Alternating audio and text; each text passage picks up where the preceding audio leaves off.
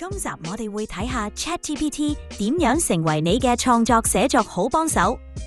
其實 ChatGPT 除咗答問題，仲好叻㗎。佢可以寫廣告文案、專寫影片腳本，甚至幫你諗故事大綱。對於做緊內容創作嘅朋友同埋學生寫作文，其實都好有用。因為有咗呢一個 AI 幫手，我哋可以好快攞到初稿，慳翻好多構思嘅時間同努力。接住落嚟，我哋會逐樣介紹佢嘅寫作才能。第一樣，試下用 ChatGPT 嚟寫宣傳文案。假設你有一個新產品，將產品嘅特點同賣點打俾 ChatGPT， 佢可以即刻幫你寫出幾段吸引人嘅廣告文案。例如，你可以話：我有一部適合學生用嘅平價手提電腦，請幫我寫一個貼文介紹。ChatGPT 就會產生一段有創意、貼地嘅文案俾你。你仲可以要求文風，例如幽默啲或者專業啲，佢都會照辦煮碗。一次過生成多個版本都得。咁你可以揀一個最啱，或者將幾個好嘅 point 合埋一齊用。成個過程係咪好神奇呢？賣點文案就咁篤幾下鍵盤，已經有晒初稿啦。而家唔少 YouTuber 或者影片製作人都會攞 ChatGPT 嚟諗腳本。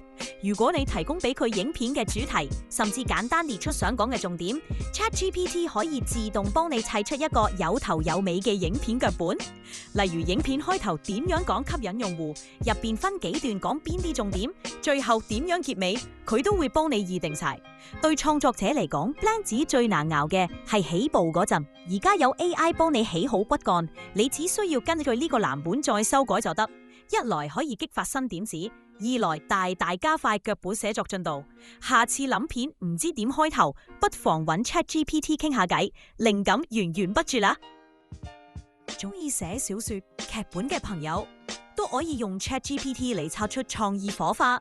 你可以俾個簡單嘅故事背景或者題材，例如一個太空探險嘅科幻故事， ChatGPT 就會幫你諗出一個精彩嘅劇情大綱，甚至連角色背景都一併提供埋。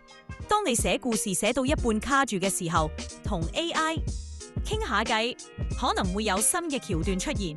佢可以同你一問一答，一齊豐富個故事情節。同時，對於學生練習寫作或者比賽構思，ChatGPT 都係一個幾好嘅靈感來源，幫你突破冇嘢可寫嘅困境。最後俾大家幾個提示，點樣用好 ChatGPT 寫作。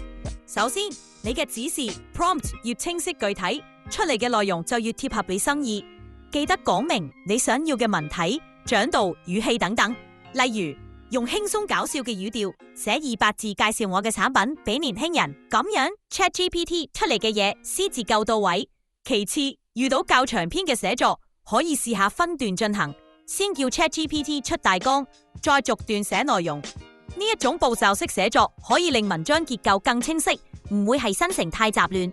最後，雖然 ChatGPT 好勁，都記得加入你自己嘅創意同風格去修改下佢嘅稿，令最終成品更有人味、更獨一無二。總之，好好善用呢位寫作神器，你嘅創作過程會變得更加輕鬆有趣。